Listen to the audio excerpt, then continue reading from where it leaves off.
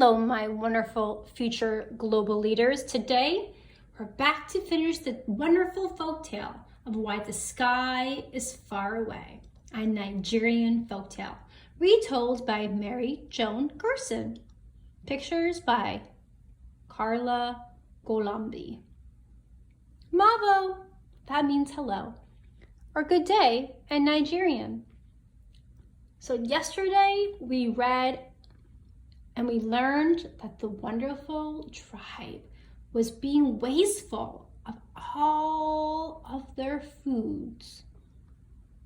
And the sky was very angry and asked the king, Oba, not to be wasteful. But then they had a wonderful ceremony. And I wonder if after the Oba reminded them, remember they had a beautiful ceremony. And the Oba knew that with all the dancing and all the merriment, people might forget the sky's warning. So he made sure no one took more than he or she absolutely needed. So I wonder if the people obliged, if they honored what their king, the Oba, warned them of, reminded them of. So here we begin. Oh, look at that. Person's eating a beautiful watermelon. I hope that she eats it all. Now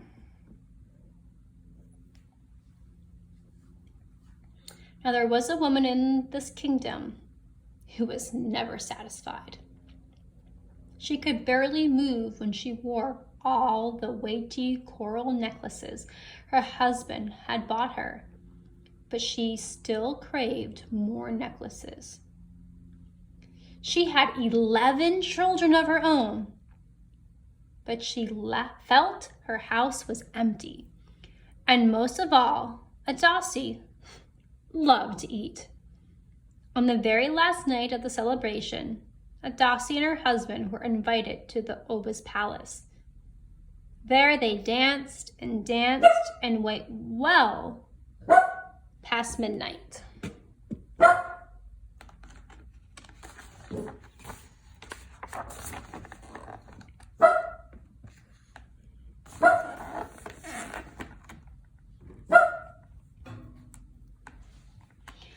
What an evening it was, Adasi thought later, standing in her own garden again. How I wish I could relive tonight, the drumming I heard, the riches I saw, the food I ate. She looked up at the sky and hoping to taste again the cocoa yams and meat stew and the sky had offered, she took a huge piece to eat. She had only finished 1/3 of it when she could swallow no more. What have I done? Wailed Adasi. I cannot throw this away. Atolo, she screamed, calling her husband. Come and finish this piece of sky for me. Her husband, exhausted from dancing all night and stuffed with the sky he had eaten at the Oba's palace, could take only 2 bites. Wake the children, she screamed at Adasi. Now the children had spent all night at the masquerade and party after their dinner, and most of them were still too full to even nibble at the mother's piece of sky. I don't know about you, but I'm thinking that it's not good that she's wasting some of the food. And I'm thinking the sky might be a bit angry unless they fulfill their honor and eat all of the food as the warning. So now you see the illustrations of the moms. Please eat. And they're saying, we're too full. No, thank you. Husband is saying no, thank you. The children are saying no, thank you. Anyone who was at the party is saying no, thank you. We're full. Let's see them putting their hands on their stomach saying, no, we're full. And the hands up there saying, no, please. But I see that worried face. Like, please, she's pleading with them. But if you look at the expressions that each person is displaying, their expressions are explaining to her that no, we just can't eat anymore. So I wonder how that will affect the sky, who warned the Oba, who was the king, who then warned the people. Ooh, I see something not good from the sky. The neighbors were called, and the neighbors' neighbors were called, but Adasi still held in her hand a big chunk of sky. What does it matter, she said finally. One more piece of sky on a rubbish heap?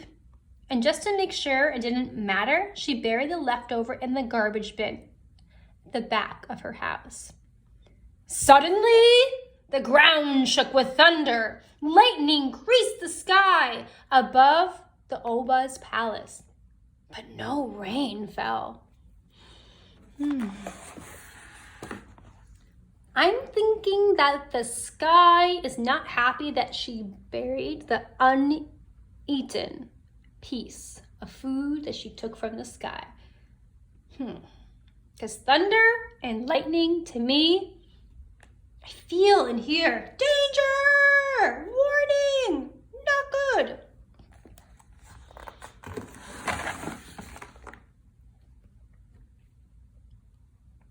Oba, mighty one, boomed a voice from above.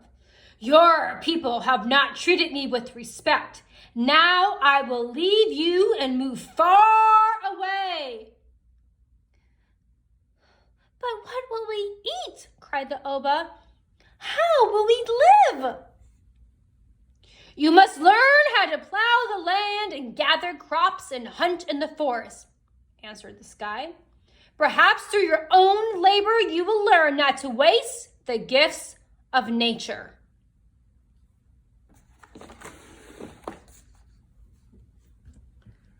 Well, the sky has spoken to the king, to the Oba, and the sky is not pleased that people were wasteful. So now I'm pretty sure, that something might happen. Can you predict what might happen? Do you think that food is still going to be provided from the sky, such as before? Let's see if your predictions came true.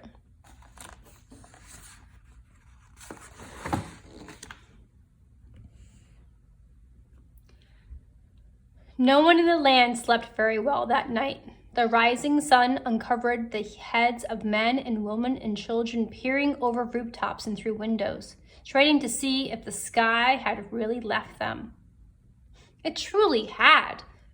It sailed upward and far out of their reach.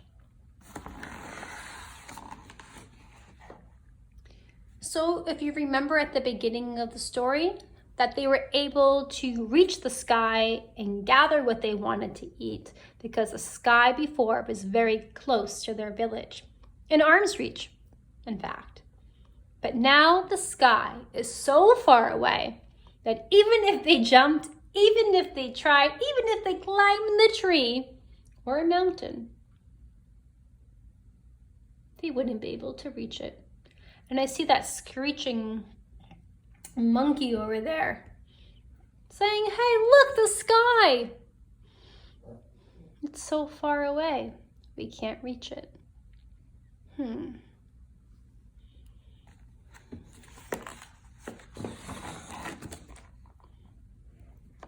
From that day onward, men and women and children had to grow their own food. They tilled the land and planted crops and harvested them. And far above them rested the sky, distant and blue, just as it does today.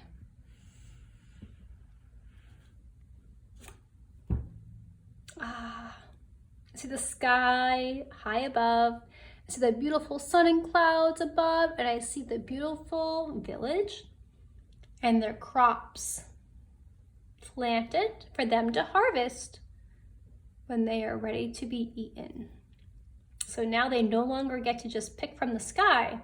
They actually have to grow, they have to water, they have to care for, they have to pick and harvest their food.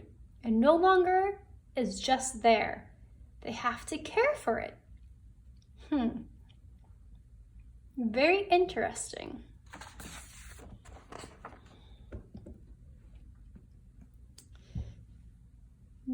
This story is at least 500 years old.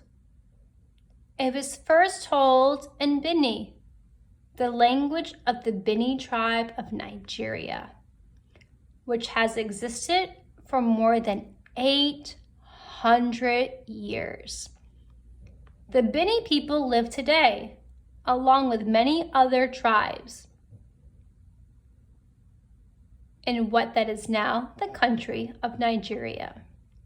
How interesting is it that the Bini people long ago began teaching their children to respect the earth and sky.